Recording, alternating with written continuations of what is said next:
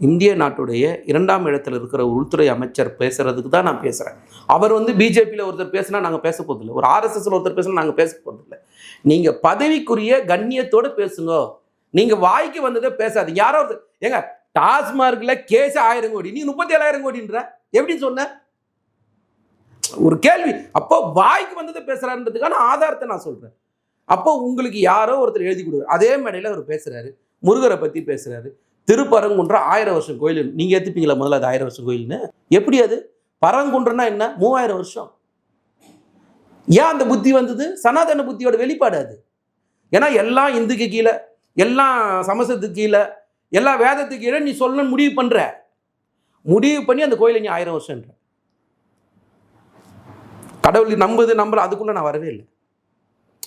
எங்க மாநிலத்தில் இருக்கிற ஒரு கோயில்ல அதோட வயசை குறைக்க நீ யாரு?